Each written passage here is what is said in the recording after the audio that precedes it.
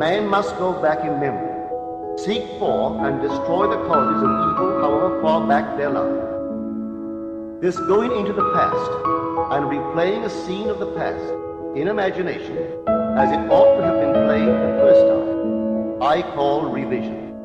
And revision results in repeal. Changing our lives means changing the past. The causes of the present evil are the unrevised scenes of the past.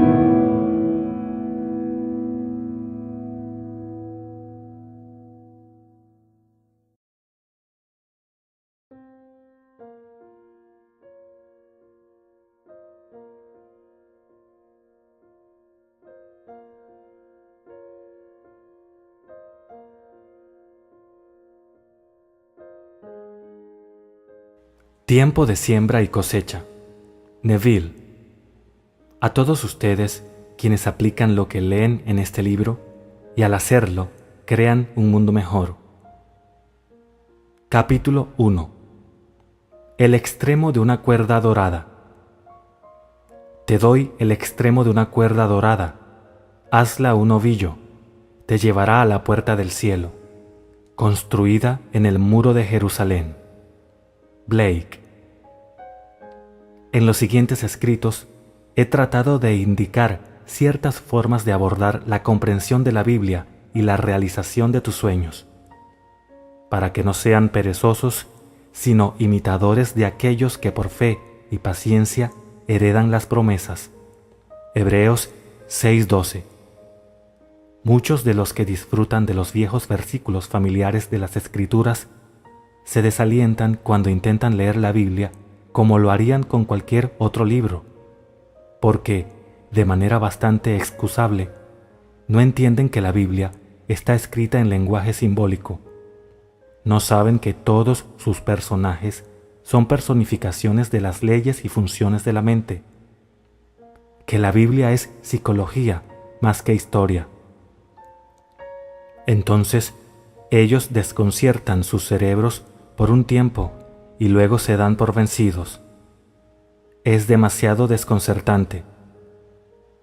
Para comprender el significado de sus metáforas, el lector de la Biblia debe estar imaginativamente despierto. De acuerdo con las Escrituras, nosotros nos dormimos con Adán y nos despertamos con Cristo. Es decir, dormimos colectivamente y despertamos individualmente. Y el Señor Dios hizo caer un sueño profundo sobre el hombre, y éste se durmió. Génesis 2:21. Si Adán, o el hombre genérico, está en un sueño profundo, entonces sus experiencias, tal como están registradas en las Escrituras, deben ser un sueño. Solo el que está despierto puede contar un sueño, y solo el que entendiera el simbolismo de los sueños podría interpretar el sueño. Y se decían el uno al otro: ¿no ardía nuestro corazón dentro de nosotros, mientras nos hablaba en el camino, y cuando nos abría las Escrituras? Lucas 24:32. La Biblia es una revelación de las leyes y las funciones de la mente, expresadas en el lenguaje de ese reino indefinido al cual vamos cuando dormimos. Porque el lenguaje simbólico de este reino indefinido es muy similar para todos los hombres. Los recientes exploradores de este reino, la imaginación humana, lo llaman el inconsciente colectivo. El propósito de este libro, sin embargo, no es darte una definición completa de los símbolos bíblicos o interpretaciones exhaustivas de sus historias. Todo lo que espero haber hecho es indicar el camino por el cual es más probable que tengas éxito en la realización de tus deseos. Lo que sea que desees puede obtenerse solo a través del ejercicio consciente y voluntario de la imaginación en directa obediencia a las leyes de la mente. En algún lugar dentro de este reino de la imaginación hay un estado de ánimo, un sentimiento del deseo cumplido que, al ser apropiado, significa éxito para ti. Este reino, este Edén, tu imaginación, es más vasta de lo que crees, y su exploración te compensará. Yo te doy el extremo de una cuerda dorada, tú debes hacerla un ovillo. Capítulo 2. Los cuatro poderosos. Y salía del Edén un río para regar el huerto, y de allí se repartía en 4 cabezas. Génesis 2:10. Y tenía cada uno 4 caras. Ezequiel 10:14. Veo a 4 hombres sueltos que se pasean en medio del fuego sin sufrir daño alguno, y el aspecto del cuarto es semejante al de un hijo de los dioses. Daniel 3:25. 4 poderosos están en cada hombre. Blake. Los 4 poderosos constituyen la individualidad del hombre o Dios en el hombre. Hay 4 poderosos en cada hombre, pero estos 4 poderosos no son 4 seres separados, no están separados uno del otro como los dedos de tu mano. Los 4 poderosos son 4 aspectos diferentes de su mente y difieren unos de otros en función y carácter, pero no son 4 seres separados habitando el cuerpo de un hombre. Los 4 poderosos se pueden equiparar con los 4 caracteres hebreos, caracteres aquí que forman el misterioso nombre de 4 letras desde el poder creativo y combinado en sí mismo las formas pasada, presente y futura del verbo ser. El tetragramatón es venerado como el símbolo del poder creativo en el hombre. Yo soy. Las 4 funciones creativas en el hombre extendiéndose para realizar en los fenómenos materiales reales cualidades latentes en sí mismo. Podemos entender mejor a los 4 poderosos al compararlos con los 4 personajes más importantes en la producción de una obra de teatro. Todo el mundo es un gran teatro, y todos los hombres y mujeres simplemente actores. Ellos hacen sus entradas y sus salidas, y un hombre en su tiempo actúa diversos papeles. Como gustes, acto 2, escena 7.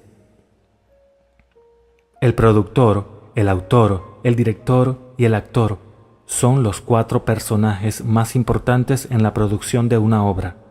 En el drama de la vida, la función del productor es sugerir el tema de la obra.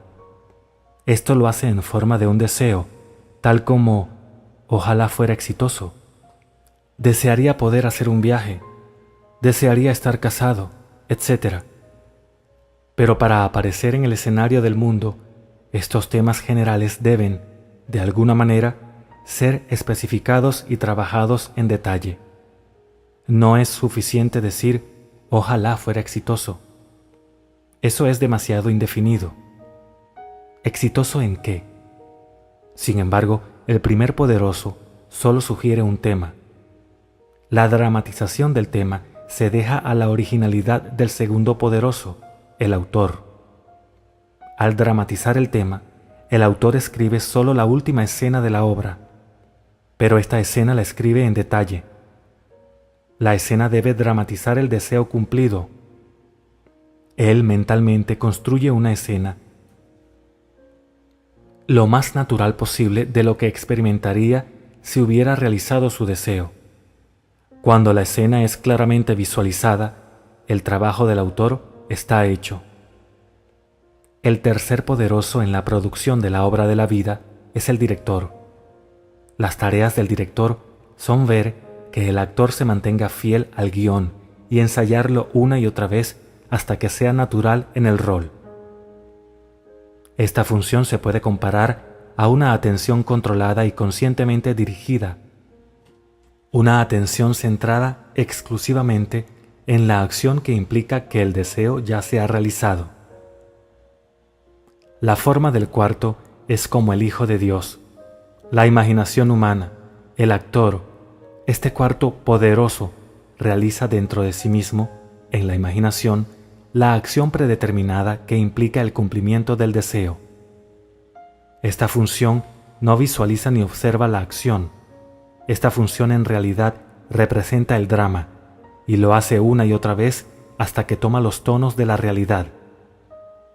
Sin la dramatizada visión del deseo cumplido, el tema sigue siendo un simple tema y duerme para siempre en las vastas cámaras de los temas que no han nacido. Tampoco la visión percibida alcanzará la realidad objetiva sin la cooperativa atención obediente a la visión dramatizada del deseo cumplido. Los cuatro poderosos son los 4/4 del alma humana. El primero es el Rey de Jehová, quien sugiere el tema. El segundo es el siervo de Jehová, quien fielmente trabaja el tema en una visión. El tercero es el hombre de Jehová, que está atento y obediente a la visión del deseo cumplido, el que devuelve la imaginación errante al guión 70 veces 7. La forma del cuarto es Jehová mismo, que representa el tema dramatizado en el escenario de la mente. Deja que esta manera de pensar esté en ti, que también estaba en Cristo Jesús, el cual, estando en la forma de Dios, no pensó que era robo ser igual a Dios. Filipenses 2, 5, 6. El drama de la vida es un esfuerzo conjunto de los 4/4 del alma. Todo lo que contemplas, aunque aparece afuera, está dentro, en tu imaginación, de la cual este mundo de mortalidad no es más que una sombra. Blake. Todo lo que contemplamos es una construcción visual ideada para expresar un tema que ha sido dramatizado, ensayado y actuado en otro lugar. Lo que estamos presenciando en el escenario del mundo es una construcción óptica ideada para expresar los temas que han sido dramatizados, ensayados y actuados en la imaginación del hombre. Los cuatro poderosos constituyen la individualidad del hombre, o Dios en el hombre, y todo lo que el hombre contempla, aunque aparece afuera, no son más que sombras proyectadas sobre la pantalla del espacio, construcciones ópticas ideadas por la individualidad para informarle sobre los temas que ha concebido, dramatizado, ensayado y actuado dentro de sí mismo. La criatura quedó sujeta a la vanidad para poder hacerse consciente de la individualidad y sus funciones, ya que con la conciencia de la individualidad y sus funciones puede actuar con un propósito. Él puede tener una historia conscientemente autodeterminada. Sin conciencia, actúa inconscientemente y llora a un Dios objetivo para salvarlo de su propia creación. Oh Señor, ¿hasta cuándo he de pedirte ayuda sin que tú me escuches? ¿Hasta cuándo he de quejarme de la violencia sin que tú nos salves? Habacuc 1:2.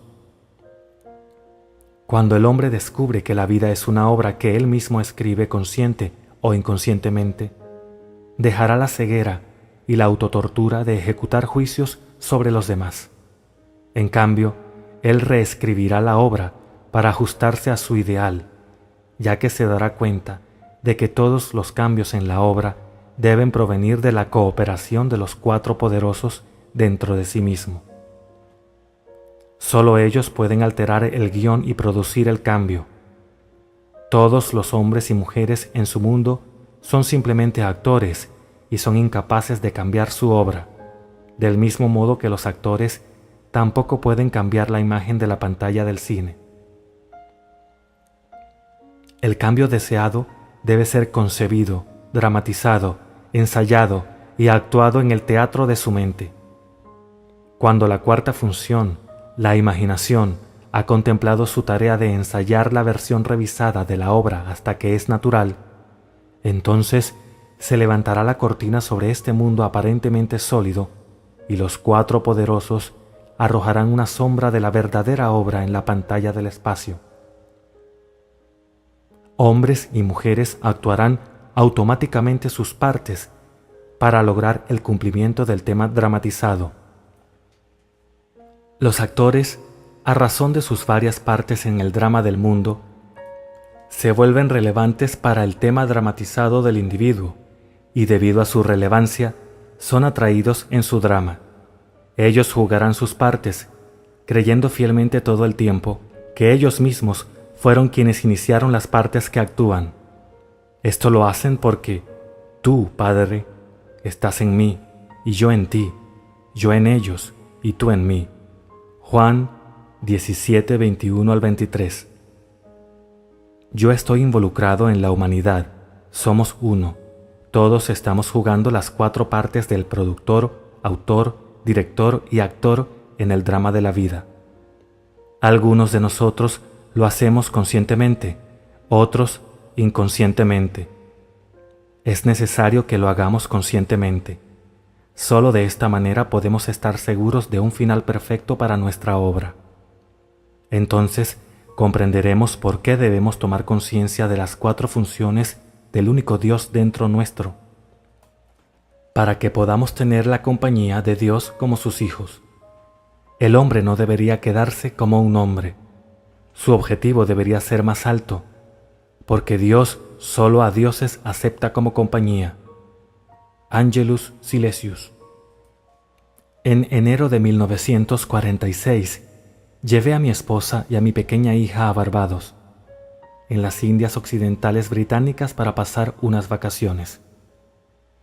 Sin saber que habría dificultades para obtener un pasaje de regreso, no reservé el nuestro antes de salir de Nueva York. A nuestra llegada a Barbados, descubrí que solo había 2 barcos operando en las islas, uno de Boston y otro de Nueva York. Me dijeron que no había espacio disponible en ninguno de los barcos antes de septiembre. Como tenía compromisos en Nueva York la primera semana de mayo, puse mi nombre en la larga lista de espera para la navegación de abril. Unos días más tarde, el barco de Nueva York estaba anclado en el puerto. Yo lo observé con mucho cuidado y decidí que este era el barco que deberíamos tomar. Regresé a mi hotel y determiné una acción interna que sería mía si navegáramos en ese barco.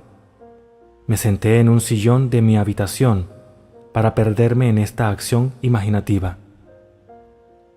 En Barbados, tomamos una lancha a motor o un bote de remos hacia lo profundo en el puerto cuando nos embarcamos en un gran barco de vapor.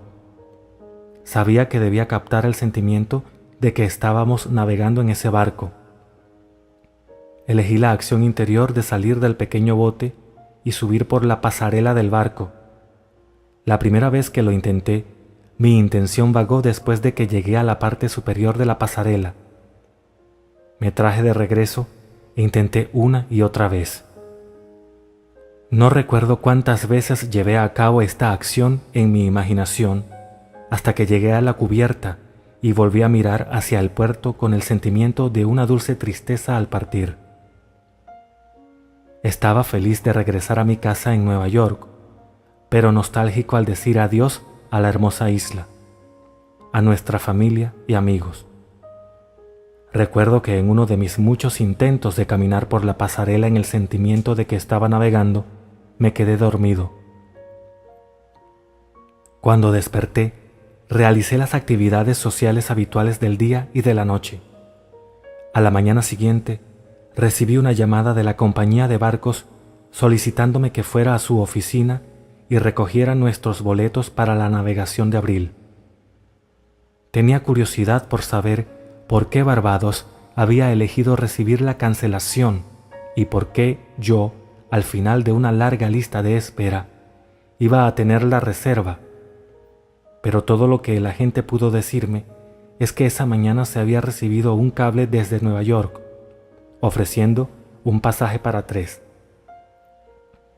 Yo no fui el primero al que llamó la agente, pero por razones que no pudo explicar, los que ella había llamado dijeron que ahora les parecía inconveniente navegar en abril. Navegamos el 20 de abril y llegamos a Nueva York la mañana del 1 de mayo. En la producción de mi obra, la navegación en un barco que me llevaría a Nueva York el 1 de mayo, jugué los 4 personajes más importantes de mi drama. Como productor, decidí navegar en un barco específico en un tiempo determinado. Interpretando el papel de autor, escribí el guión. Yo visualicé la acción interna que se ajustaba a la acción externa que tomaría si mi deseo se realizara. Como director, ensayé yo mismo. El actor en esa acción imaginaría de subir la pasarela hasta que esa acción se sintió completamente natural. Hecho esto, los acontecimientos y las personas se movieron rápidamente para adaptarse en el mundo exterior a la obra que yo había construido y representado en mi imaginación. Vi el flujo de la visión mística y vive en hombres y bosques y arroyos, hasta que ya no pude conocer la corriente de la vida de mis propios sueños. George William Russell. Le conté esta historia a una audiencia mía en San Francisco, y una señora del público me contó cómo inconscientemente había usado la misma técnica cuando era una niña. El episodio ocurrió en Nochebuena. Ella se sentía muy triste y cansada y con lástima por sí misma. Su padre, a quien ella adoraba, había muerto repentinamente. No solo sentía la pérdida en esta época de Navidad, sino que además la necesidad la había obligado a renunciar a sus planeados años de universidad e ir a trabajar. Esta lluviosa Nochebuena, ella se dirigía a su casa en un tranvía de San Diego. El tranvía estaba lleno de alegres conversaciones de jóvenes felices que iban a sus casas para las fiestas. Para esconder sus lágrimas de quienes estaba a su alrededor, ella se paró en la parte abierta adelante del carro y puso su cara hacia los cielos para mezclar sus lágrimas con la lluvia. Con sus ojos cerrados y sosteniendo firmemente la barandilla del auto, esto es lo que se dijo a sí misma: esta no es la sal de las lágrimas lo que yo saboreo, sino la sal del mar en el viento. Esto no es San Diego, este es el Pacífico Sur, y estoy navegando hacia la bahía de Samoa. Y mirando hacia arriba, en su imaginación, ella construyó lo que ella imaginaba ser la Cruz del Sur. Ella se perdió en esta contemplación por lo que todo se desvaneció alrededor de ella. De pronto, ella estaba al final de la línea y en casa. 2 semanas más tarde, recibió un mensaje de un abogado en Chicago que tenía $3,000 en bonos americanos para ella.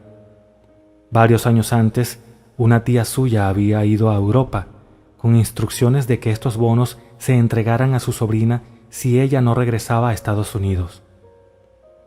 El abogado acababa de recibir la noticia de la muerte de la tía y ahora estaba llevando a cabo sus instrucciones. Un mes después, esta chica navegó hacia las islas del Pacífico Sur. Era de noche cuando ella entró en la bahía de Samoa. Mirando hacia abajo, pudo ver la espuma blanca como un hueso en la boca de la dama, mientras el barco surcaba las olas y traía la sal del mar al viento. Un oficial de turno le dijo: «Ahí está la Cruz del Sur», y mirando hacia arriba, vio la Cruz del Sur como ella lo había imaginado. En los años intermedios, tuvo muchas oportunidades de usar su imaginación de manera constructiva, pero como lo había hecho inconscientemente, no se daba cuenta de que había una ley detrás de todo. Ahora que comprende, ella también está desempeñando conscientemente sus 4 papeles principales en el drama diario de su vida, produciendo obras para el bien de los demás y de ella misma. Cuando los soldados hubieron crucificado a Jesús, tomaron sus vestiduras e hicieron 4 partes, una para cada soldado. Tomaron también su túnica, la cual era sin costura, de un solo tejido, de arriba abajo. Juan 19:23. Capítulo 3. El don de la fe. Y el Señor miró con agrado a Abel y a su ofrenda, pero a Caín y su ofrenda no miró con agrado. Génesis 4:4-5. Si examinamos las Escrituras, nos haremos conscientes de un significado mucho más profundo en la cita anterior que el que nos daría una lectura literal. El Señor no es otro que tu propia conciencia. Di a los hijos de Israel: yo soy, me ha enviado a ustedes. Éxodo 3:14. Yo soy es la autodefinición del Señor. Caín y Abel, como nietos del Señor, solo pueden ser personificaciones de dos funciones distintas de tu propia conciencia.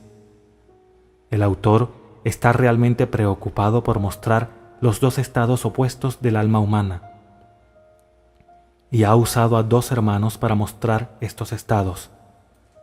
Los dos hermanos representan dos distintas visiones o perspectivas del mundo que todos poseen. Una es la limitada percepción de los sentidos, y la otra es una visión imaginativa del mundo. Caín, la primera perspectiva, es una pasiva rendición a las apariencias y una aceptación de la vida sobre la base del mundo externo. Una visión que inevitablemente conduce a un anhelo insatisfecho o una satisfacción con desilusión. Abel, la segunda perspectiva, es una visión del deseo cumplido, elevando al hombre por encima de la evidencia de los sentidos a ese estado de satisfacción donde ya no padece con deseo. La ignorancia de la segunda perspectiva es un alma en llamas. El conocimiento de la segunda perspectiva es el ala por el cual se vuela al cielo del deseo cumplido. Ven, come mi pan y bebe del vino que yo he mezclado. Abandona la necedad y vivirás. Proverbios 9:56. En la epístola a los Hebreos, el escritor nos dice que la ofrenda de Abel era la fe, y el autor afirma, sin fe es imposible agradar a Dios. Hechos 11:6. Ahora bien, la fe es la sustancia de lo que se espera, la convicción de lo que no se ve. Por la fe entendemos que los mundos fueron enmarcados por la palabra de Dios, de modo que lo que se ve no fue hecho de cosas visibles. Hebreos 11:1-3. Caín ofrece la evidencia de los sentidos que la conciencia, el Señor, rechaza, porque la aceptación de este regalo como molde del futuro significaría la fijación y la perpetuación del presente estado para siempre. El enfermo estaría enfermo, el pobre sería pobre, el ladrón sería un ladrón, el asesino un asesino, y así sucesivamente, sin esperanza de redención. El Señor, o conciencia, no considera ese uso pasivo de la imaginación que es el regalo de Caín. Él se deleita con el regalo de Abel, el ejercicio activo, voluntario y amoroso de la imaginación a beneficio del hombre para él y para los demás. Diga el hombre débil, yo soy fuerte. Joel 3:10.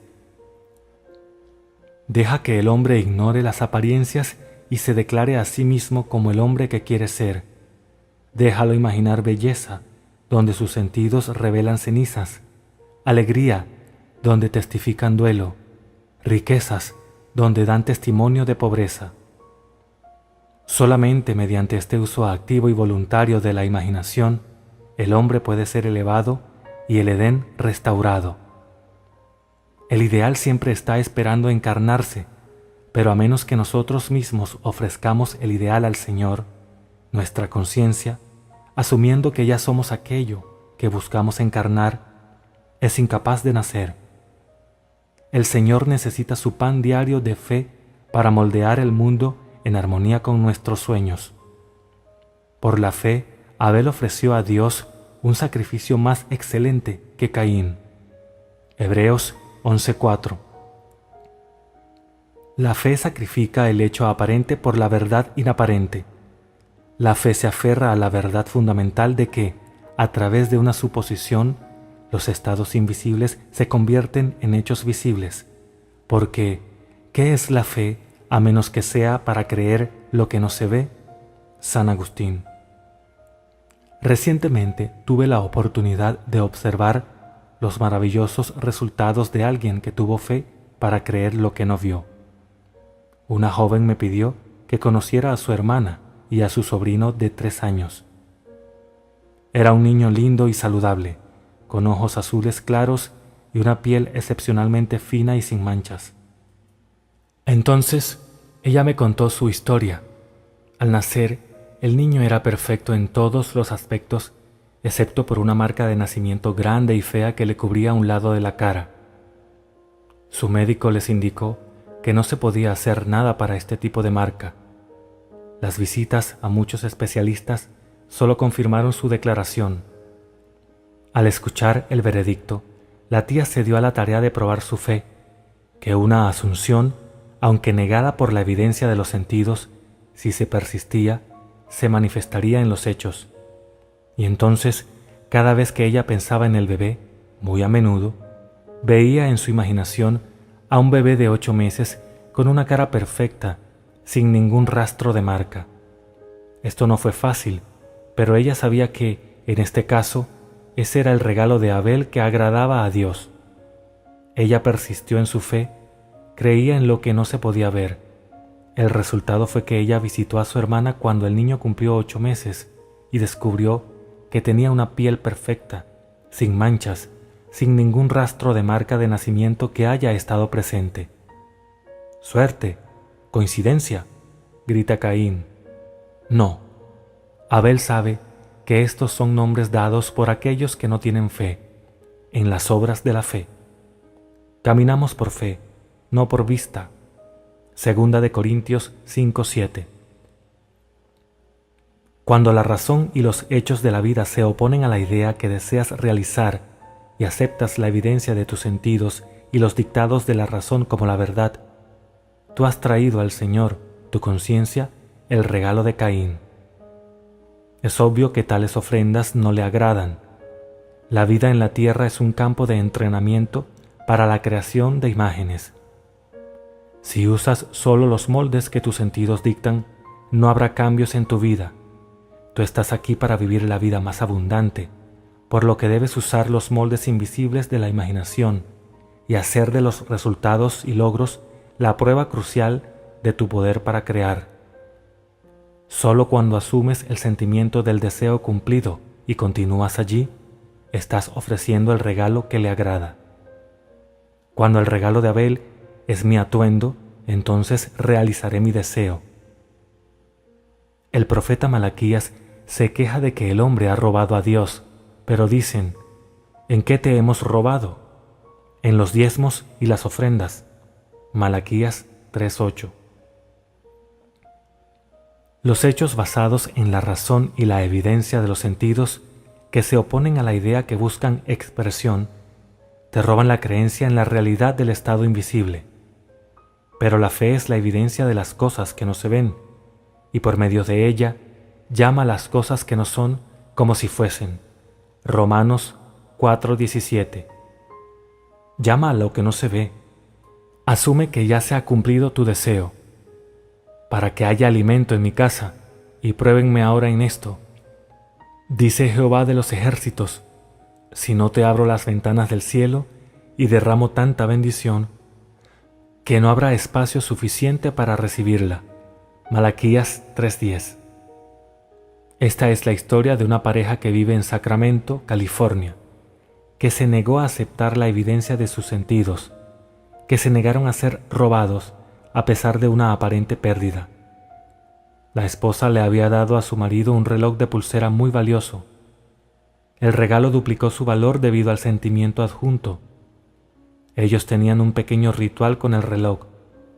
Todas las noches, al quitarse el reloj, él se lo entregaba a ella y lo guardaba en una caja especial en la cómoda.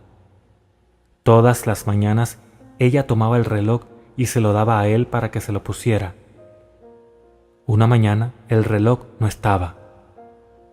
Ambos recordaron haber realizado sus partes habituales la noche anterior, por lo tanto, el reloj no se había perdido ni extraviado, sino que había sido robado. Entonces allí determinaron no aceptar el hecho de que realmente se había ido. Se dijeron el uno al otro, esta es una oportunidad para practicar lo que creemos. Decidieron que, en su imaginación, representarían su ritual habitual como si el reloj realmente estuviera allí. En su imaginación, todas las noches, el marido se quitaba el reloj y se lo daba a su esposa, mientras que en su imaginación, ella recibía el reloj y cuidadosamente lo guardaba. Todas las mañanas, ella sacaba el reloj de su caja y se lo daba a su esposo, y él, a su vez, se lo ponía. Esto lo hicieron fielmente durante 2 semanas. Después de 14 días, un hombre entró en la única joyería de Sacramento, donde fue reconocido el reloj. Mientras ofrecía una joya para su evaluación, el dueño de la tienda notó el reloj de pulsera que llevaba puesto. Con el pretexto de necesitar un examen más detallado de la piedra, entró a una oficina interna y llamó a la policía. Después de que la policía arrestó al hombre, encontraron en su apartamento más de $10,000 en joyas robadas. Al caminar, por fe, no por vista, esta pareja logró su deseo, el reloj, y también ayudó a muchos otros a recuperar lo que parecía haberse perdido para siempre. Si uno avanza confiadamente en la dirección de su sueño y se esfuerza por vivir la vida que ha imaginado, se encontrará con un éxito inesperado en horas comunes. Capítulo 4. La escala del ser. Y tuvo un sueño, y he aquí, había una escalera apoyada en la tierra, cuyo extremo superior alcanzaba hasta el cielo, y he aquí, los ángeles de Dios subían y bajaban por ella, y he aquí, el Señor estaba sobre ella. Génesis 28, 12 al 13. En un sueño, en una visión de la noche, cuando el sueño profundo cayó sobre Jacob, se abrió su ojo interior y vio el mundo como una serie de niveles de conciencia ascendentes y descendentes. Era una revelación de la más profunda visión de los misterios del mundo. Jacob vio una escala vertical de ascendentes y descendientes valores o estados de conciencia. Esto le da sentido a todo en el mundo externo, ya que sin tal escala de valores no habría significado para la vida. En todo momento, el hombre permanece en la escala eterna del significado. No hay objeto o evento que haya tenido lugar alguna vez o esté teniendo lugar ahora que no tenga significado. El significado de un objeto o evento para el individuo es un índice directo al nivel de su conciencia. Por ejemplo, tú estás sosteniendo este libro. En un nivel de conciencia es un objeto en el espacio. En un nivel superior es una serie de letras en papel organizadas según ciertas reglas. En un nivel aún superior es una expresión de un significado. Mirando externamente, primero ves el libro, pero en realidad el significado viene primero. Ocupa un mayor grado de importancia que la disposición de la letra en el papel o el libro como un objeto en el espacio. El significado determina la disposición de las letras. La disposición de las letras solo expresa el significado. El significado es invisible y está por encima del nivel de la disposición visible de las letras. Si no hubiera un significado que expresar, ningún libro se habría escrito y publicado. Y he aquí, el Señor estaba sobre ella. El Señor y el significado son uno. El Creador, la causa de los fenómenos de la vida. En el principio era la palabra, y la palabra estaba con Dios, y la palabra era Dios. Juan 1:1. En el principio era la intención, el significado, y la intención estaba con el intencionado, y la intención era el intencionado. Los objetos y eventos en el tiempo y en el espacio ocupan un nivel de significancia menor que el nivel de significado que los produjo. Todas las cosas fueron hechas por el significado, y sin significado, nada de lo que ha sido hecho fue hecho. Es muy importante comprender el hecho de que todo lo que se ve puede considerarse como el efecto, en un nivel inferior de significación, de un orden superior de significancia. Nuestro modo habitual de proceder es tratar de explicar los niveles más altos de significancia, por qué suceden las cosas, en términos de lo más bajo, qué y cómo suceden las cosas. Por ejemplo, tomemos un accidente real y tratemos de explicarlo. La mayoría de nosotros vivimos al nivel de lo que sucedió. El accidente fue un evento en el espacio. Un automóvil chocó contra otro y prácticamente lo demolió. Algunos de nosotros vivimos en el nivel más alto del cómo sucedió el accidente. Era una noche lluviosa, los caminos estaban resbaladizos y el segundo automóvil patinó sobre el primero. En raras ocasiones, algunos de nosotros alcanzamos el nivel más alto o causal de por qué ocurre un accidente de este tipo. Entonces tomamos conciencia de lo invisible, el estado de conciencia que produjo el evento visible. En este caso, el automóvil destruido era conducido por una viuda que, aunque sentía que no podía permitirse el lujo, deseaba cambiar su entorno. Habiendo escuchado que, mediante el uso adecuado de su imaginación, podía hacer y ser lo que deseaba ser, esta viuda se había estado imaginando a sí misma viviendo en la ciudad que ella deseaba. Al mismo tiempo, ella estaba viviendo en una conciencia de pérdida, tanto personal como financiera. Por lo tanto, ella trajo consigo un evento que aparentemente era otra pérdida, pero la suma de dinero que le pagó la compañía de seguros le permitió hacer el cambio deseado en su vida. Cuando vemos el porqué detrás del aparente accidente, el estado de conciencia que produjo el accidente, somos guiados a la conclusión de que no hay accidente. Todo en la vida tiene un significado invisible. El hombre que se entera de un accidente, el hombre que sabe cómo sucedió y el hombre que sabe por qué sucedió, están en tres diferentes niveles de conciencia con respecto a ese accidente.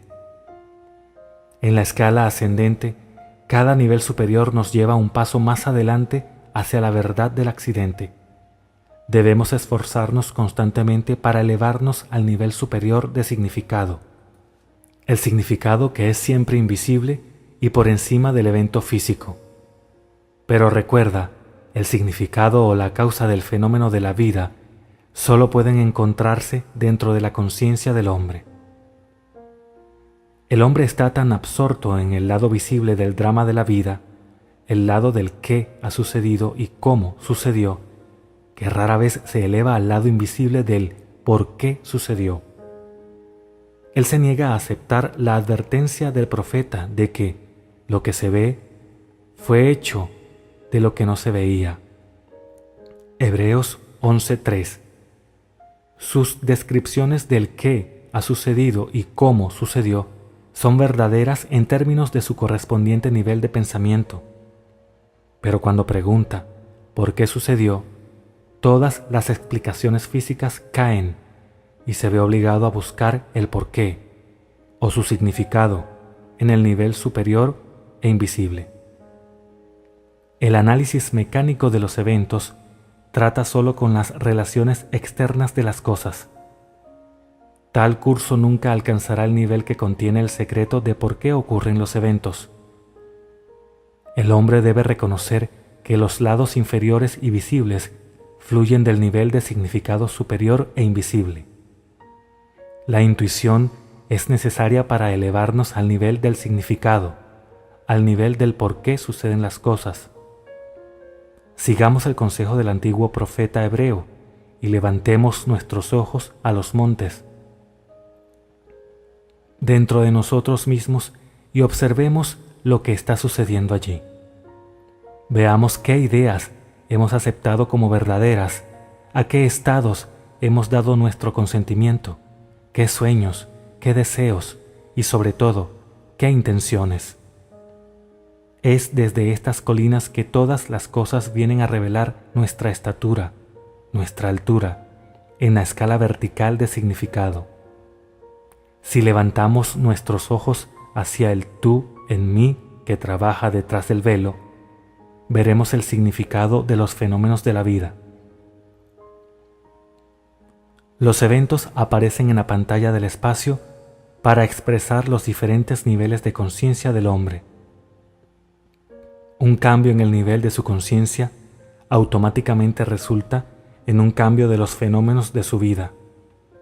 Intentar cambiar las condiciones antes de que cambie el nivel de conciencia en donde vinieron es luchar en vano. El hombre redime al mundo a medida que asciende en la escala vertical del significado. En la analogía del libro vimos que, a medida que la conciencia se elevaba al nivel en que el hombre podía ver el significado expresado en la disposición de las letras, también incluía el conocimiento de que las letras estaban organizadas de acuerdo a ciertas reglas y que tales arreglos, cuando se imprimían en papel y se juntaban, formaban un libro. Lo que es verdad del libro es verdad de cada evento en el mundo. No harán mal ni dañarán en todo mi santo monte, porque la tierra estará llena del conocimiento del Señor, como las aguas cubren el mar. Isaías 11:9. Nada debe ser descartado, todo es para ser redimido. Nuestras vidas, ascendiendo la escala vertical del significado hacia una conciencia cada vez mayor, una conciencia de cosas de significado superior, es el proceso por el cual se lleva a cabo esta redención. Como el hombre organiza letras en palabras y palabras en oraciones para expresar un significado, de manera similar, la vida organiza circunstancias, condiciones y eventos para expresar los invisibles significados o actitudes de los hombres. Nada es sin significado. Pero el hombre, al no conocer el nivel superior del significado interno, mira afuera un panorama de eventos en movimiento y parecen no tener significado para la vida. Siempre hay un nivel de significado determinando los eventos y su relación esencial con nuestras vidas. Aquí hay una historia que nos permitirá ver el bien en las cosas que parecen malas, retener el juicio y actuar correctamente en medio de problemas. Hace apenas unos años, nuestro país estaba conmocionado por una aparente injusticia en nuestro medio. La historia fue contada en la radio y la televisión, así como también en los periódicos. Tú puedes recordar el incidente. El cuerpo de un joven soldado estadounidense asesinado en Corea fue devuelto a su casa para su entierro. Justo antes del servicio, a su esposa le hicieron una pregunta de rutina. ¿Era su esposo un caucásico? Cuando ella respondió que era indio, el entierro fue negado. Esta negación estaba de acuerdo con las leyes de esa comunidad, pero movió a toda la nación. Nos enfureció que a cualquiera que haya sido asesinado en el servicio de su país se le negara el entierro en cualquier parte de su país. La historia llamó la atención del presidente de los Estados Unidos y ofreció el entierro con todos los honores militares en el Cementerio Nacional de Arlington. Después del servicio, la esposa les dijo a los periodistas que su esposo siempre había soñado con morir como un héroe y tener un funeral de héroe con todos los honores militares. Cuando nosotros en América tuvimos que explicar por qué personas progresivas e inteligentes como nosotros no solo promulgamos, sino que además apoyamos tales leyes en nuestra gran tierra de libres y valientes, nos costaba dar una explicación. Nosotros, como observadores, solo habíamos visto qué sucedió y cómo sucedió. No logramos ver por qué sucedió. Ese entierro tuvo que ser rechazado si ese joven iba a realizar su sueño. Nosotros tratamos de explicar el drama en términos del nivel más inferior de cómo sucedió, cuya explicación no puede satisfacer a quien ha preguntado por qué sucedió. La verdadera respuesta, vista desde el nivel superior de significado, sería una inversión de nuestros comunes hábitos de pensamiento que serían rechazados instantáneamente. La verdad es que los estados futuros son causantes de los hechos actuales. El joven indio soñando con una muerte de héroe, con todos los honores militares, era como Lady Macbeth transportada más allá de este presente ignorante, y podía sentir ahora el futuro en el instante. Y por eso él, estando muerto, aún habla. Hebreos 11:4. Capítulo 5. El juego de la vida. Puedo más fácilmente enseñar a 20 lo que es bueno hacer que ser uno de los 20 en seguir mi propia enseñanza. Shakespeare. Con esta confesión de mi mente, ahora te enseñaré cómo jugar el juego de la vida. La vida es un juego, y como todos los juegos, tiene sus objetivos y sus reglas. En los pequeños juegos que los hombres inventan, como el cricket, el tenis, el béisbol, el fútbol, etc., las reglas pueden ser cambiadas de vez en cuando. Después de acordar los cambios, el hombre debe aprender las nuevas reglas y jugar el juego dentro del marco de las reglas aceptadas. Sin embargo, en el juego de la vida, las reglas no se pueden cambiar o romper. Solo dentro del marco de sus fijas reglas universales y eternas se puede jugar el juego de la vida. El juego de la vida se juega en el campo del juego de la mente. Al jugar un juego, lo primero que hacemos es preguntar cuál es su objetivo y propósito, y lo segundo, cuáles son las reglas del juego. En el juego de la vida, nuestro principal objetivo es hacia una mayor conciencia, una conciencia de cosas de mayor significado. Y nuestro segundo objetivo es alcanzar nuestras metas, realizar nuestros deseos. En cuanto a nuestros deseos, las reglas solo indican la forma en que deberíamos realizarlos, pero los deseos en sí mismos deben ser un asunto del propio individuo. Las reglas que gobiernan el juego de la vida son simples, pero se necesita una vida de práctica para aplicarlas sabiamente. Aquí hay una de las reglas. Como él piensa en su corazón, así es él. Proverbios 23:7. Por lo general, se cree que el pensamiento es una función totalmente libre de trabas y sin reglas para restringirlo. Pero eso no es verdad.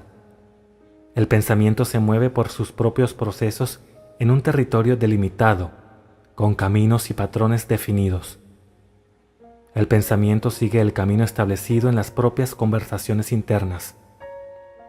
Todos nosotros podemos realizar nuestros objetivos mediante el uso inteligente de la mente y el habla. La mayoría de nosotros somos totalmente inconscientes de la actividad mental que se desarrolla dentro de nosotros. Pero para jugar el juego de la vida exitosamente, debemos tomar conciencia de todas nuestras actividades mentales, ya que esta actividad, en forma de conversaciones internas, es la causa de los fenómenos externos de nuestra vida. Toda palabra ociosa que el hombre hable dará cuenta de ella en el día del juicio, porque por tus palabras serás justificado y por tus palabras serás condenado. Mateo 12, 36-37. La ley de la palabra no se puede romper, no será quebrado hueso suyo. Juan 19:36. La ley de la palabra nunca pasa por alto una palabra interna, y nuestra ignorancia de su poder no hace ni la menor concesión. Moldea la vida a nuestro alrededor, mientras que nosotros, por nuestras conversaciones internas, moldeamos la vida dentro de nosotros mismos. Esto se hace para revelarnos nuestra posición en el campo de juego de la vida. No hay oponente en el juego de la vida, solo está el objetivo. No hace mucho tiempo estaba discutiendo esto con un exitoso y filantrópico hombre de negocios. Él me contó una interesante historia sobre sí mismo. Él dijo: «Sabes, Neville, aprendí sobre los objetivos en la vida cuando tenía 14 años, y fue en el campo de juego en la escuela. Yo era bueno en la pista y había tenido un buen día, pero había una carrera más por correr y tenía una dura competencia en otro chico. Yo estaba decidido a vencerlo. Lo vencí, es cierto, pero mientras lo estaba vigilando, un tercer niño, que no era considerado para nada como competencia, ganó la carrera. Esa experiencia me enseñó una lección que he utilizado a lo largo de mi vida. Cuando la gente me pregunta acerca de mi éxito, yo debo decir que creo que es porque nunca he hecho mi objetivo el ganar dinero. Mi objetivo es el uso inteligente y productivo del dinero. Las conversaciones internas de este hombre son basadas en la premisa de que ya tiene dinero. Su pregunta interna constante es: ¿el adecuado uso de este? Las conversaciones internas del hombre que lucha por obtener dinero solo demuestran su falta de dinero. En su ignorancia del poder de la palabra, está construyendo barreras en el camino hacia el logro de su objetivo. Él tiene su ojo en la competencia más que en la meta en sí. La culpa, querido Brutus, no está en las estrellas, sino en nosotros mismos, que consentimos en ser inferiores. Julio César, Acto 1, Escena 2. Como los mundos fueron enmarcados por la palabra de Dios, también nosotros, como imitadores de Dios, como hijos amados, creamos las condiciones y circunstancias de nuestras vidas mediante nuestras poderosas palabras humanas internas. Sin práctica, ni el más profundo conocimiento del juego producirá los resultados deseados. Al que sabe hacer lo correcto, es decir, que conoce las reglas y no lo hace, para él es pecado. En otras palabras, fallará el blanco y no logrará su objetivo. En la parábola de los talentos, la condena del maestro al siervo que no hizo uso de su obsequio es clara e inconfundible. Y habiendo descubierto una de las reglas del juego de la vida, nos arriesgamos al fracaso ignorándola. El talento no usado, como la extremidad no ejercitada, se adormece y finalmente se atrofia. Debemos ser hacedores de la palabra y no solo oidores. Dado que el pensamiento sigue los caminos establecidos en las propias conversaciones internas, no solo podemos ver hacia dónde nos dirigimos en el juego de la vida al observar nuestras conversaciones internas, sino también podemos determinar hacia dónde iremos controlando y dirigiendo nuestra conversación interna. ¿Qué pensarías y dirías y harías si ya fueras quien quieres ser? Comienza a pensar y decir y hacer esto interiormente. Se te dice que hay un Dios en el cielo que revela los secretos, y siempre debes recordar que el cielo está dentro de ti. Y para dejar bien en claro quién es Dios, dónde está y cuáles son sus secretos, Daniel continúa: tu sueño y las visiones que has tenido son estos. Revelan los caminos a los cuales estás atado y señalan la dirección a la cual te diriges. Esto es lo que hizo una mujer para cambiar el camino al cual lamentablemente había estado atada hacia la dirección en la que ella quería ir. Durante 2 años se había mantenido alejada de las 3 personas que más amaba. Ella había tenido una pelea con su nuera, quien le echó de su casa. Durante esos 2 años, ella no había visto ni escuchado nada de su hijo, su nuera o su nieto, a pesar de que ella había enviado numerosos obsequios a su nieto durante ese tiempo. Cada vez que ella pensaba en su familia, que era diario, mantenía una conversación mental con su nuera, culpándola por la pelea y acusándola de ser egoísta. Al escuchar una conferencia mía una noche, fue esta misma conferencia sobre el juego de la vida y cómo jugarlo, de pronto se dio cuenta de que ella era la causa del prolongado silencio y que ella, y solo ella, debía hacer algo al respecto. Reconociendo que su objetivo era volver a tener esa afectuosa relación de antes, ella se propuso la tarea de cambiar por completo su conversación interna. Esa misma noche, en su imaginación, hizo 2 tiernas y amorosas cartas escritas a ella, una de su nuera y la otra de su nieto. En su imaginación las leyó una y otra vez hasta que se durmió en el alegre ánimo de haber recibido las cartas. Ella repitió este acto imaginario cada noche durante 8 noches. En la mañana del 9º día recibió un sobre con 2 cartas, una de su nuera y otra de su nieto. Eran cartas amorosas y tiernas que la invitaban a visitarles, casi réplicas de las que había hecho mentalmente. Al usar su imaginación, conscientemente y amorosamente, había cambiado el camino al cual había estado atada en la dirección que quería ir hacia una feliz reunión familiar. Un cambio de actitud Es un cambio de posición en el campo de juego de la vida. El juego de la vida no es jugado allí afuera en lo que se llama tiempo y espacio. Los movimientos reales en el juego de la vida tienen lugar dentro, en el campo del juego de la mente.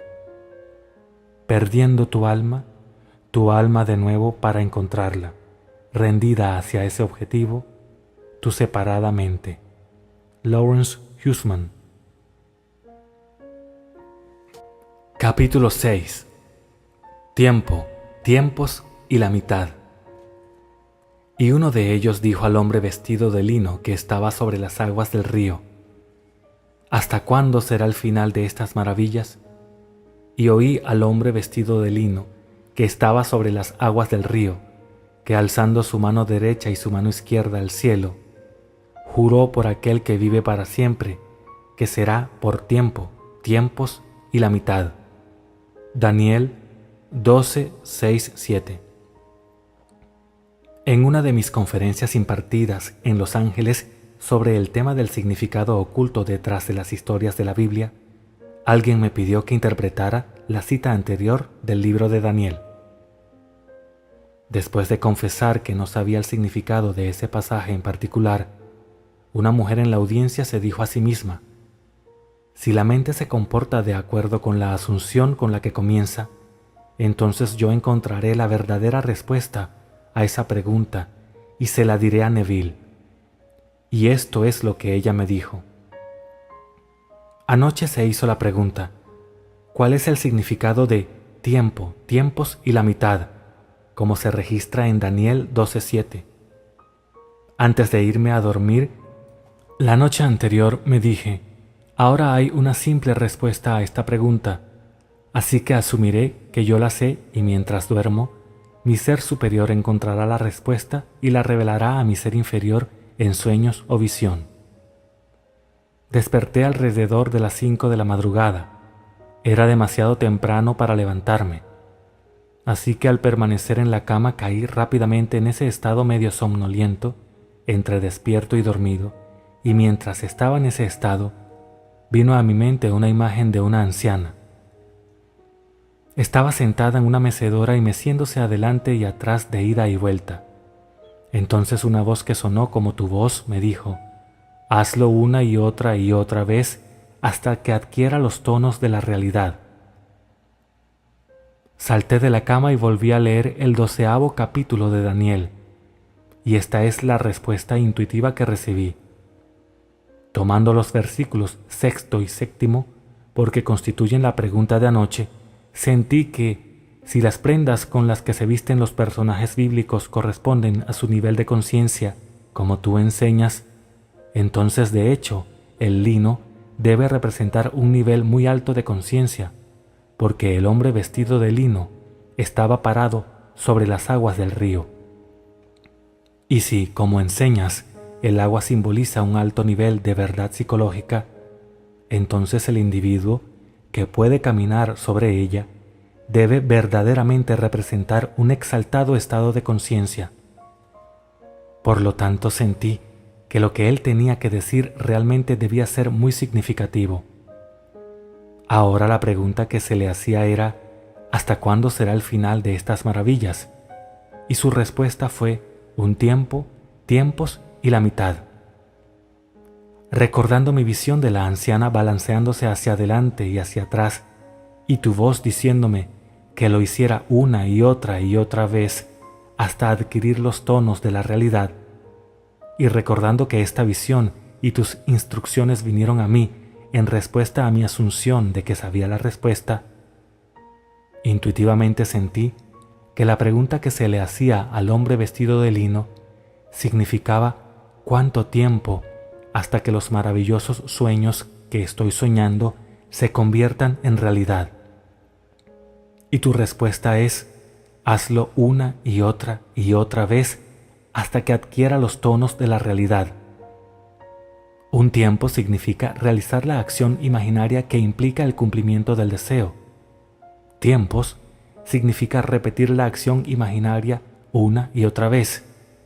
Y la mitad significa el momento de quedarse dormido mientras se realiza la acción imaginaria porque tal momento generalmente llega antes de que se complete la acción predeterminada y por lo tanto se puede decir que es la mitad o parte de un tiempo. Obtener tal comprensión interna de las escrituras por la simple suposición de que ella sabía la respuesta fue una maravillosa experiencia para esta mujer. Sin embargo, para conocer el verdadero significado de tiempo, tiempos y la mitad, debe aplicar su comprensión en su vida diaria.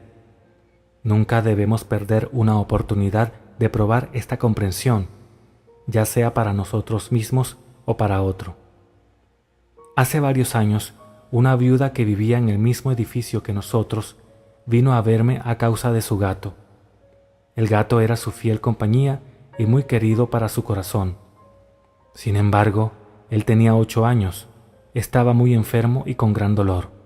No había comido durante días y no se movía de debajo de su cama.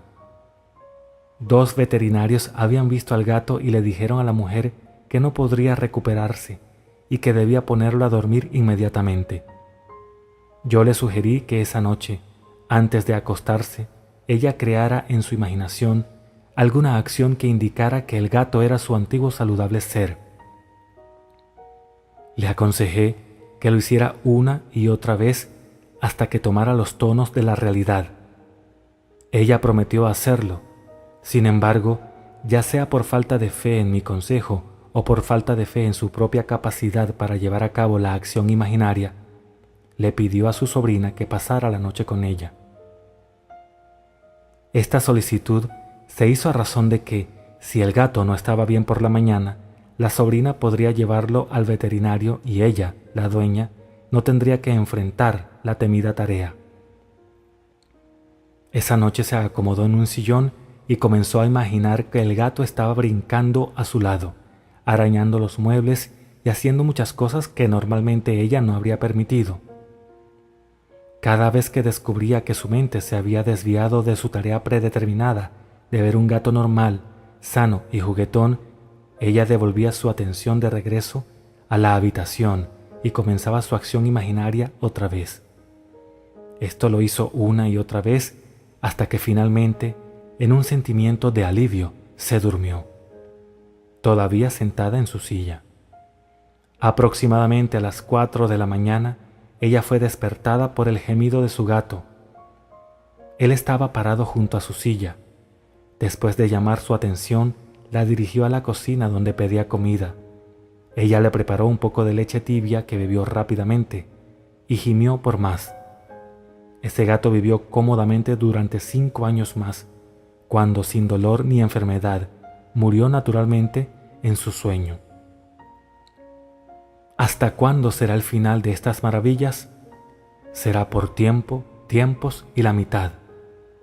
En un sueño, en una visión nocturna, cuando un sueño profundo cae sobre los hombres, mientras dormitan en sus lechos, entonces Él abre el oído de los hombres y sella su instrucción. Job 33, 15 al 16. Capítulo 7. Sean astutos como serpientes. Sean, pues, astutos como serpientes e inocentes como palomas. Mateo 10:16. La capacidad de la serpiente de formar su piel mediante la osificación de una porción de sí misma y su habilidad para deshacerse de cada piel a medida que crece, hizo que el hombre considerara a este reptil como un símbolo del poder del crecimiento sin fin y la autorreproducción. Por lo tanto, al hombre se le dice que sea astuto como la serpiente y aprenda a arrojar su piel, su entorno, que es su ser solidificado. El hombre debe aprender a perderlo y dejar que se vaya, como despojarse del viejo hombre, cómo morir al viejo y saber, al igual que la serpiente, que él de seguro no morirá. El hombre aún no ha aprendido que todo lo que está fuera de su cuerpo físico también es parte de sí mismo, que su mundo y todas las condiciones de su vida no son más que la proyección de su estado de conciencia. Cuando él conozca esta verdad, Él detendrá la inútil lucha de autocontienda y como la serpiente dejará que lo viejo se vaya y se desarrolle un nuevo entorno. El hombre es inmortal, por lo tanto, debe morir sin fin, porque la vida es una idea creativa, solo puede encontrarse a sí misma en formas cambiantes. Tagore. En la antigüedad, las serpientes también fueron asociadas con la custodia del tesoro o la riqueza. El mandato a ser astuto como serpiente es el consejo para el hombre a despertar el poder de su cuerpo sutil, su imaginación, para que él, como la serpiente, pueda crecer y superar, morir sin morir, porque sólo de tales muertes y resurrecciones, arrojando lo viejo y poniéndose lo nuevo, vendrá el cumplimiento de sus sueños y el hallazgo de sus tesoros. Como la serpiente era más astuta que cualquiera de los animales del campo que el Señor Dios había hecho. Génesis 3:1.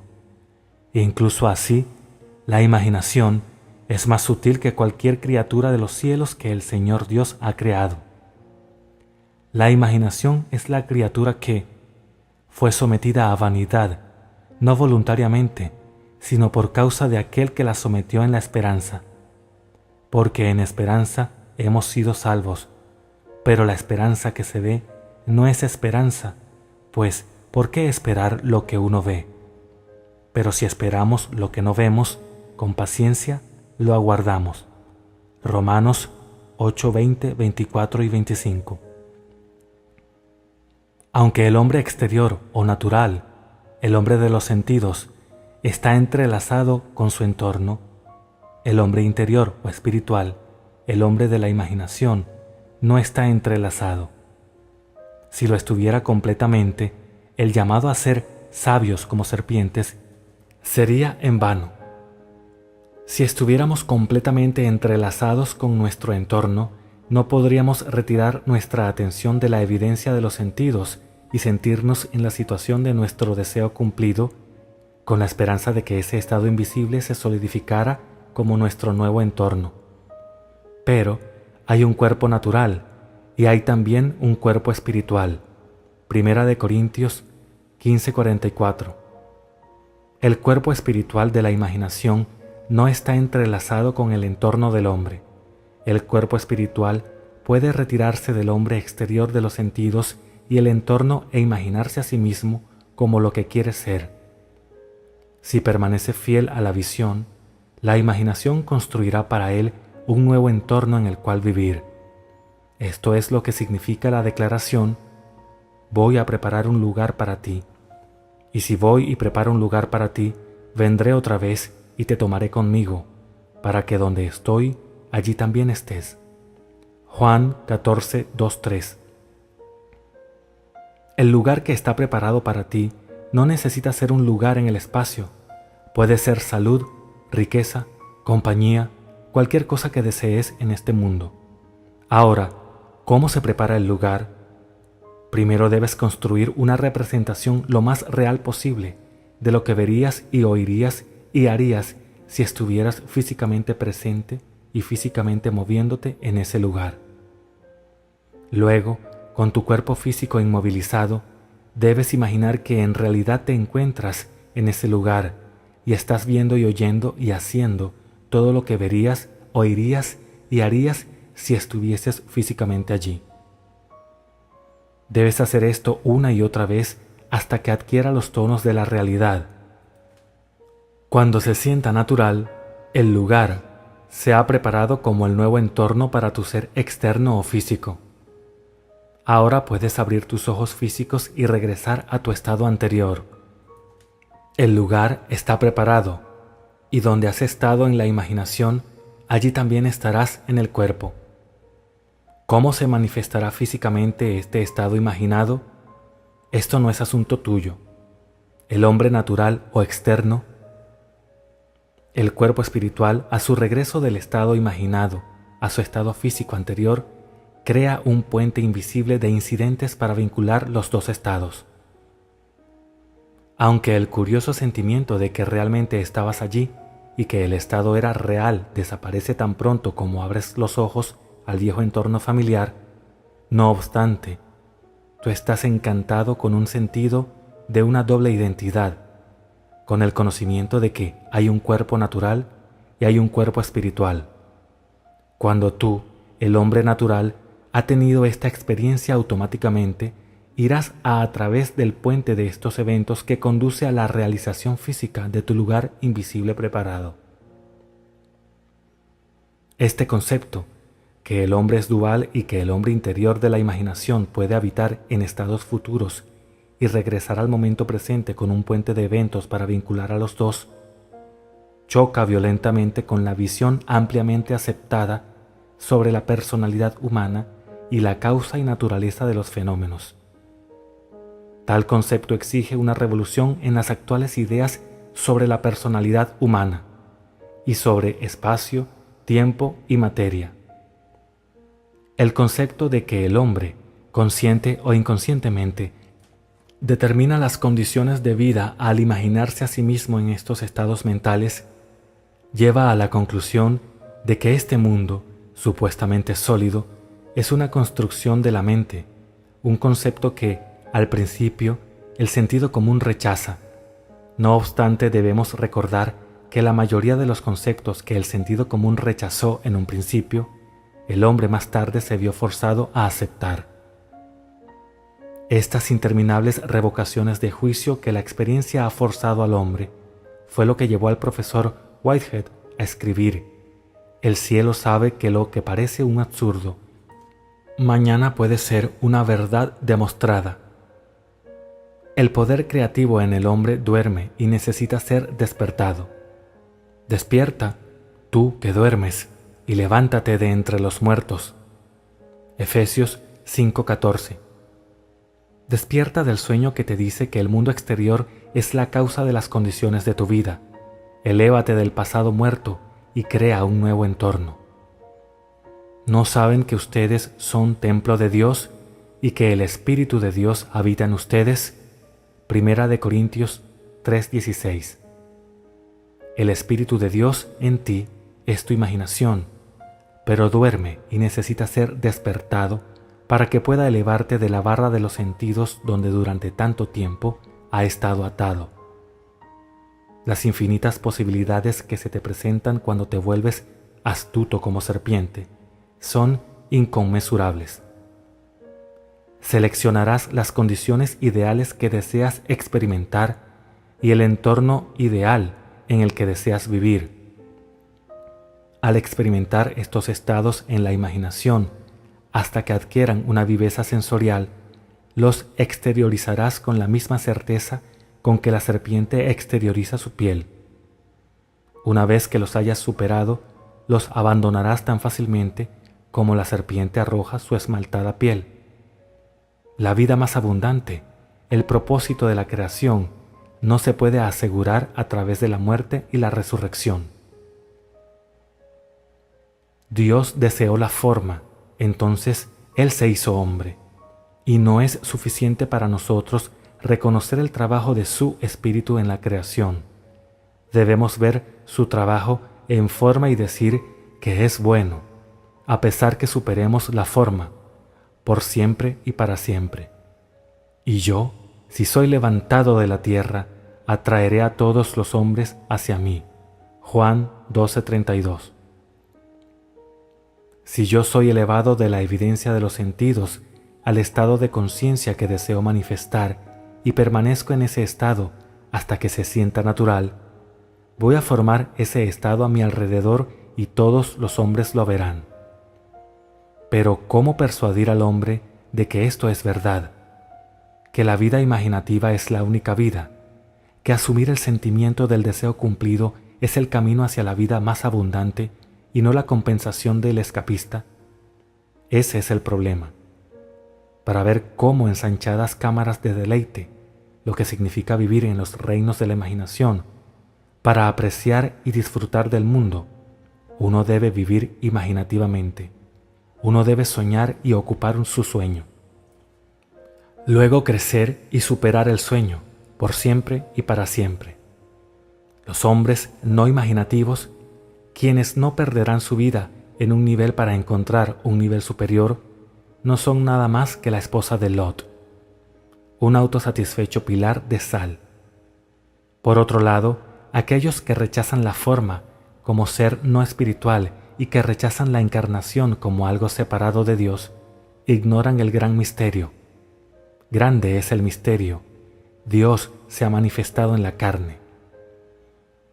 Tu vida expresa una cosa, y una cosa solamente, tu estado de conciencia. Todo es dependiente de eso. Cuando tú, a través de la imaginación, asumes un estado de conciencia, ese estado comienza a vestirse en forma, se solidifica a tu alrededor como la piel de la serpiente, se osifica a su alrededor. Pero debes ser fiel al estado. No debes ir de un estado a otro, sino más bien espera pacientemente en ese estado invisible, hasta que tome forma y se convierta en un hecho objetivo. Es necesario tener paciencia, pero la paciencia será fácil después de tu primer éxito en arrojar lo viejo y hacer que crezca lo nuevo, porque seremos capaces de esperar de acuerdo a cómo hemos sido recompensados por la comprensión en el pasado. La comprensión es el secreto de la paciencia. Qué alegría natural y deleite espontáneo yace al ver el mundo, no con los ojos, sino a través de los ojos, como dice Blake. Imagina que estás viendo lo que quieres ver y permanece fiel a tu visión. Tu imaginación hará por sí misma una forma correspondiente en la cual vivir. Todas las cosas están hechas por el poder de la imaginación. Nada comienza excepto en la imaginación del hombre. De adentro hacia afuera es la ley del universo. Como es adentro, así es afuera. El hombre se vuelve hacia afuera en su búsqueda por la verdad, pero lo esencial es mirar dentro. La verdad está dentro de nosotros mismos. No surge de cosas externas a pesar de lo que creas. Hay un centro más profundo en todos nosotros, donde la verdad permanece en plenitud, y el saber consiste más bien en abrir una vía por donde el esplendor aprisionado pueda escapar, que en hacer una entrada para una luz que supuestamente está fuera. Robert Browning, Paracelsus. Creo que estarás interesado en un ejemplo de cómo una joven mujer se despojó de la piel del resentimiento y se puso un tipo de piel muy diferente. Los padres de esta mujer se separaron cuando ella tenía 6 años y ella había vivido con su madre. Rara vez veía a su padre, pero una vez al año él le enviaba un cheque por $5 para Navidad. Después de su matrimonio, él aumentó su regalo de Navidad a $10. Después de una de mis conferencias, ella estaba pensando en mi declaración de que la sospecha del hombre sobre otro es solo una medida de su propio engaño.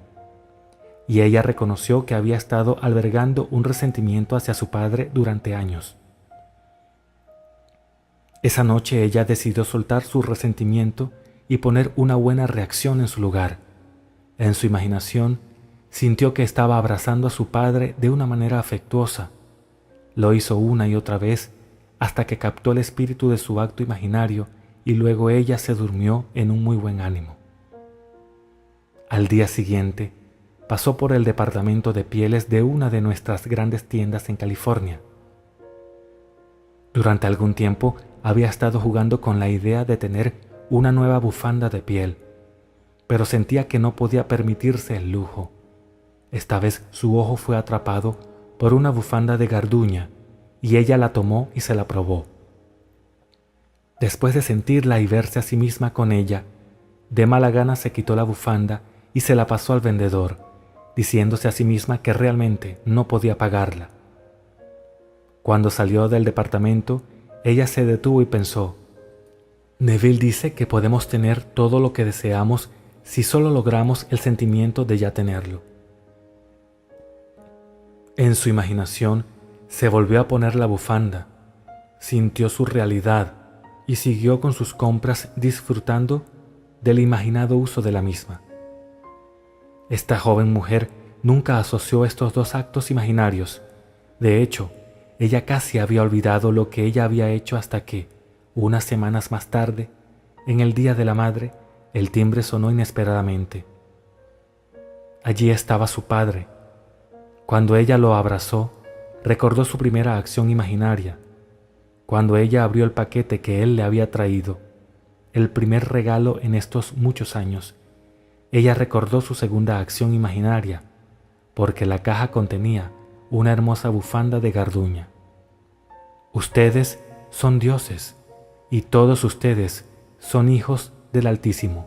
Salmos 82:6. Sean ustedes, por lo tanto, astutos como serpientes e inocentes como palomas. Mateo 10:16.